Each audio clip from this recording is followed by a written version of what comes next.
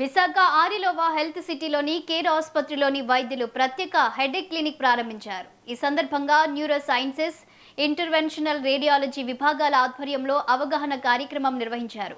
వైద్యులు కిషోర్ బాబు, ఎంజీవి ఆదిత్య, అవినాష్ జడా, ఎన్వీఎస్ మోహన్, సందీప్ తలారి, విజయ్ కుమార్ తెరపల్లి, రాజేష్ పూసర్ల తలనొప్పి చికిత్సలో తాజా మార్పులు, ముందస్తు పరీక్షల ప్రాముఖ్యతపై వివరించారు.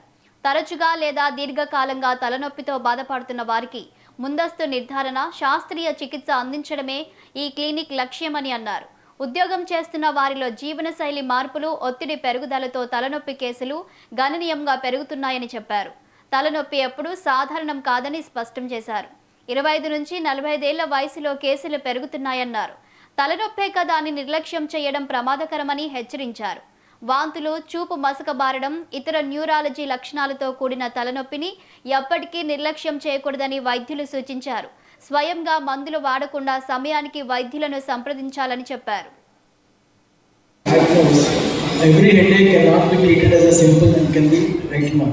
సో చిన్న కారణం ఏదైనా ముందర ఏంటో కారణం తెలిస్తే ఎగ్జాక్ట్ ట్రీట్మెంట్ స్టార్ట్ చేస్తే ఇమీడియట్గా తగ్గుతుంది. సో ఊరికే ఎనాసిన్ లేకపోతే హెడేక్ ట్యాబ్లెట్ వేసుకుంటే దానివల్ల you can have more and more complications. So that is the reason why this headache clinic is being started.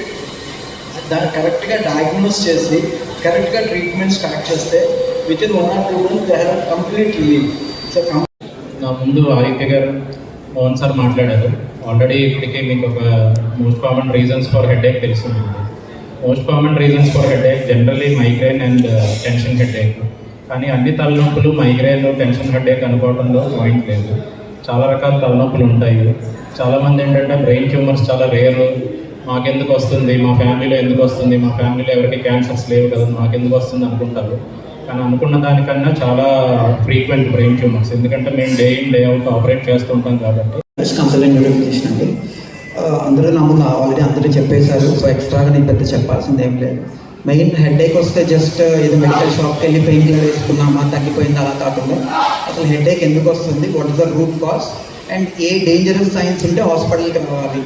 నార్మల్గా ఇది అప్పుడప్పుడు వస్తుంటే కాకుండా సివియర్ లైఫ్లో highest headache, thunder clap headache అంటారు. అలా ఉన్నప్పుడు, ఏదైనా హ్యాండ్ లెగ్ వీక్ అయినప్పుడు, విజన్ బ్లర్ అయిపోయినప్పుడు, సో డేంజరస్ సైన్స్ అంటారు. హెడేక్ క్లినిక్ లాంచ్ మన కేర్ హాస్పిటల్ అవుతుంది. సో కేర్ హాస్పిటల్ యజమానికి డాక్టర్ సుకేష్ రెడ్డి గారికి, శోభన్ గారికి అందరికీ ధన్యవాదాలు.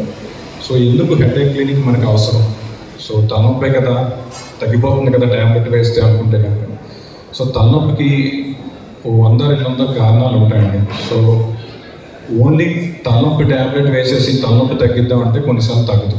దానికి కారణం ఏంటనేది మనం చూడాలి. అంటే కాజ్ మూలక. నేను డాక్టర్ రాజేష్, ఇక్కడ ఇంటర్వెన్షన్ రేడియాలజిస్ట్. ఈరోజు నాకు అనిపించింది ఏంటంటే, తలనొప్పి అనేది అందరికీ తెలిసిందే. నేను డాక్టర్ అవ్వకపోతే అనుకునేవాడిని, వీళ్ళేంటి తలనొప్పి స్పెషల్గా క్లినిక్ పెడుతున్నారు. మా ఇంటి పక్కన మెడికల్ షాప్ రాయిస్తే 2 మాత్రలు ఇస్తాడు, తెల్లారిగా తగ్గిపోతుంది, ఎందుకు దీనికి ఇంత హడావిడి చేస్తున్నారు. బట్ మీరు ఇక్కడ కేర్ వాళ్ళని నేను అప్రిషియేట్ చేద్దాం అనుకుంటుంది ఏంటి అంటే, ఓన్లీ హెడేక్ క్లినిక్తో ఆగిపోకుండా దానికి సంబంధించిన న్యూరాలజిస్ట్ని కానీ, న్యూరో సర్జన్స్ కానీ